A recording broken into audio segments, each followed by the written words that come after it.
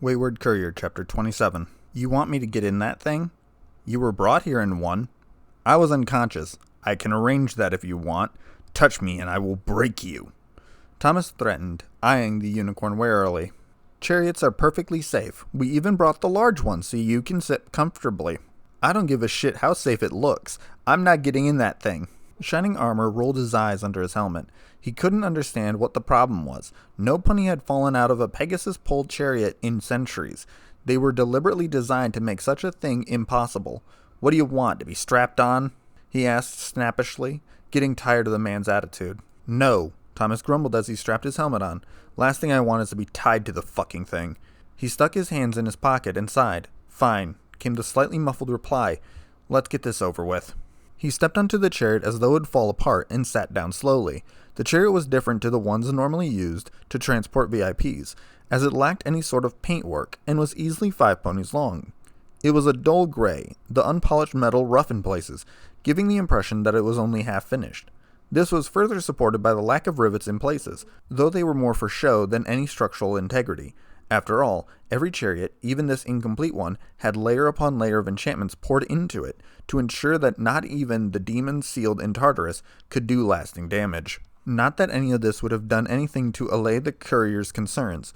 It was his firm belief that man had never really been meant to fly, and that the boomers were completely insane.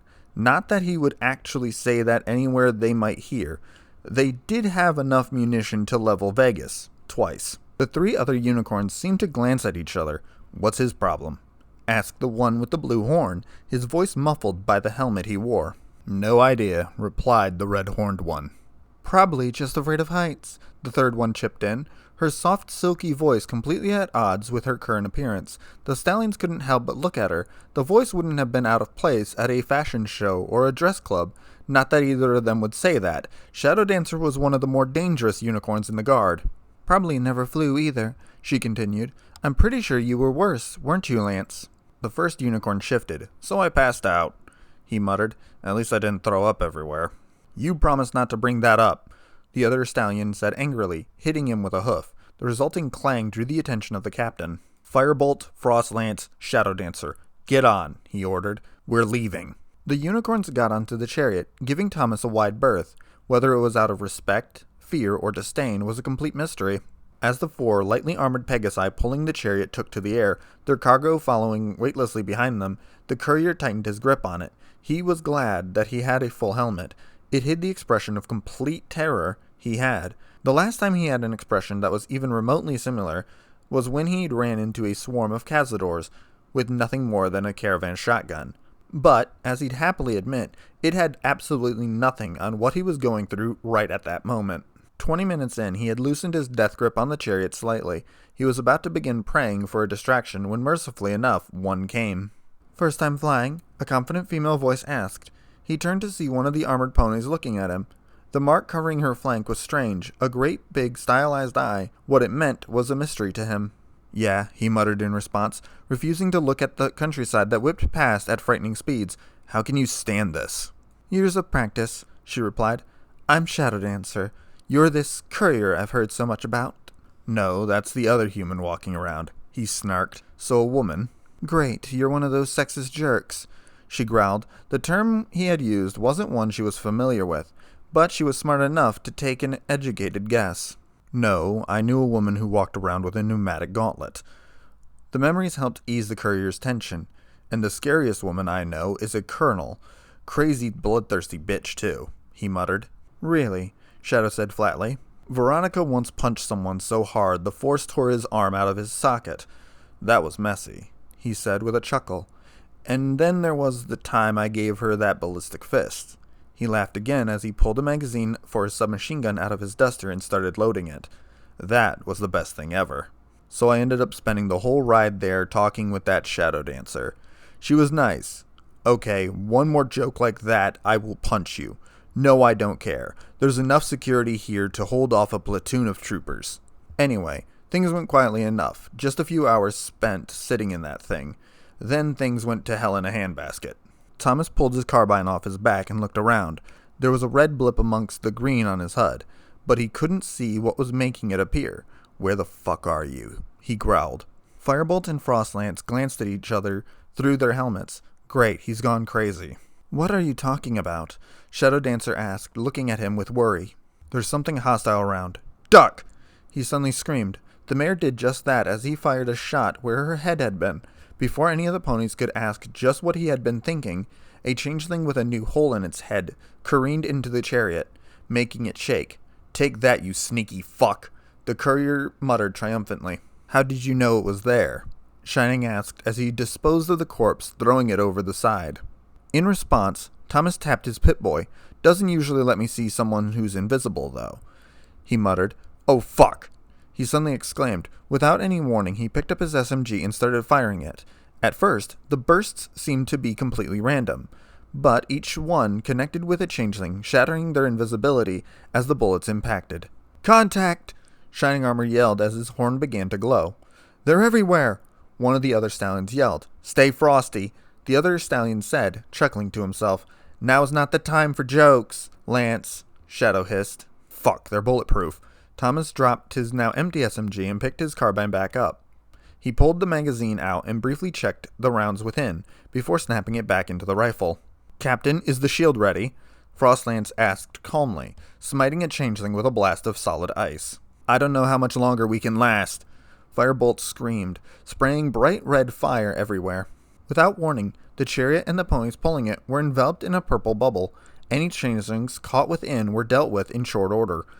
Shining glanced at the Pegasi and saw that they had all sustained minor injuries. You okay up there? He called out. A bit scratched, sir, but we'll get you there. One of them yelled back. ETA 10 minutes, another one yelled.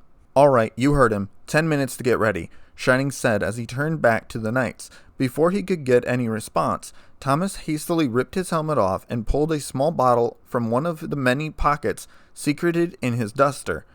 As the ponies watched, he unscrewed the lid from it and shook a number of small pellets into his hand. What are you doing? This shield is slowly killing me, he replied as he crunched the 2 Rad-X pills. This should slow things down. All the while, his Pip-Boy ticked. The short battle had done wonders to calm the courier down, and he could now stand to look over the side of the chariot. What is this, Mojave? He asked quietly. It did indeed resemble the harsh desert he knew as home, though it somehow managed to be even more devoid of life than a place that was a wasteland with a capital W. Okay, the moment we touch ground, things will get messy, Shining Armor said to the knights. Get ready to fight. What the hey were you thinking? Firebolt muttered under his breath. Just walking into the changeling hive. It's suicide.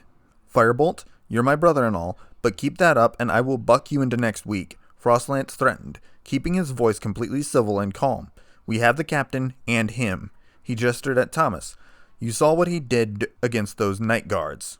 I'm glad he's on our side, Shadow Dancer added as the chariot came to a stop. Hovering a foot above the ground, the shield disappeared and the occupants jumped out. As soon as they were clear, the Pegasi flapped their wings and disappeared from sight in mere moments. Sir, Firebolt asked, looking around nervously. Just how are we getting out? We're not walking back to Canterlot, are we? Before he could receive an answer, Thomas fired a shot into the air. A changeling fell out of the sky, landing with a heavy thud next to him. I swear these fuckers are everywhere, he commented before putting his boot through its skull. Let's move, Shining ordered, ignoring the other soldiers' concerns and the freshest corpse. The entrance to the hive, a great crater several dozen feet wide, wasn't hidden. After all, it had to be an instantly recognizable landmark in an otherwise featureless desert. They had landed on the northern edge, where there was a slope that could be easily walked down, even on 2 legs. Shining Armor led the group, Firebolt right behind him. Thomas was in the middle, his rifle allowing him to cover whoever needed it in an instant. On his tail was Frostlance, and at the end of the procession was Shadow Dancer. The walls, floor, and even ceiling of the cave were filled with giant holes, easily large enough for a pony to crawl through. As they entered the cave, they saw that there were no guards. This struck the entire group as odd. Maybe there's no one home? Firebolt said, nervously hopeful. As if on cue, 24 changelings started to crawl out of the holes. You idiot, Lance muttered. You just had to open your mouth. Where the fuck did they come from? The courier asked, looking down the scope of his rifle. Shadow Dancer didn't contribute to the conversation, instead simply focusing her magic. Under his helmet, Shining Armor smirked. His horn lit up, and half a second later, a pair of magical shields appeared and slammed 2 of the changelings together, completely destroying them. As the mass of squished insectoid equine fell to the floor, Frostlance and Firebolt lashed out, simultaneously painting the room they occupied with stone-melting heat and arctic frost, killing most of the other changelings through the sheer overkill of their spells. Shadow Dancer stared the last changeling down, her horn still glowing. Without warning, part of its shadow reached up and grabbed its chin and slammed it into the ground. Before the crack of shattered chitin could even be registered, more of the shadow extended out, forming itself into a spike, which then impaled its owner. There was a few moments of silence. Did we just do that? Firebolt asked, looking around at the scene of destruction. I know the new armor is meant to amplify our magic, but Frostlance's calm demeanor had evaporated, replaced with shock. What? Shadow added, summing everything up beautifully. I meant to just knock that one out. Where'd that spike come from? Thomas hadn't even managed to get a shot off, and he gawked at the massacre he found around him. What the fuck was that? He exclaimed. After that, the group was left largely alone, though they occasionally ran into a lone changeling here and there that failed to get out of their way in time.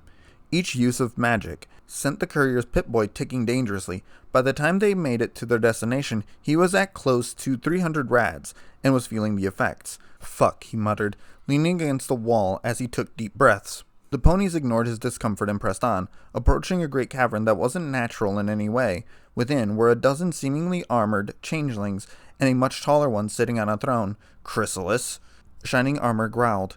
As the metal-clad ponies entered, the warrior changelings snapped to attention and stared their counterparts down. So, the changeling sitting on the throne said threateningly, the cavern's acoustics making the words echo, "You have the gall to trespass on my lands, enter my home, and murder my children." She rose and stomped towards them, her guards at her sides. "You have forced my hoof," she growled as her horn glowed.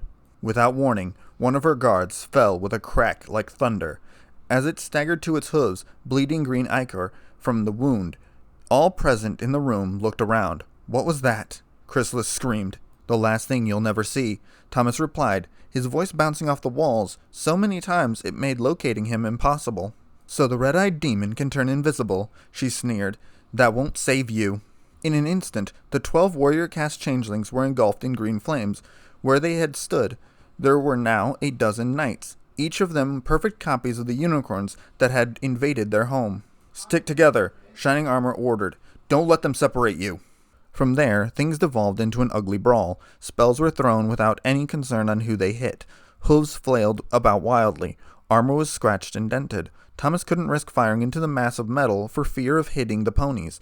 Chrysalis didn't get involved, instead trying to find the invisible assailant. "We are masters of stealth and infiltration," she declared loudly to the room, ignoring the melee. "Do not think you can hide." "I don't need to," came the reply. Chrysalis ducked as the displacer glove traveled where her head had been moments earlier before lashing out with a kick. She smiled when she felt it connect and break something. "Fuck!" Thomas exclaimed as he pushed himself back onto his feet, pulling the broken stealth boy off his arm. The wind was knocked out of him as something smacked into his chest, sending him flying. As he lay on the ground, momentarily stunned, he was dimly aware that his Geiger counter was ticking. "I expected more of a challenge," the Changeling Queen said as she approached him, the disappointment clear in her voice. Quite pathetic. Thomas forced himself up and turned to face her. One of the lenses of his helmet had shattered from the force of the impact, and he winced as he brought himself to his full height. "You've obviously never met me."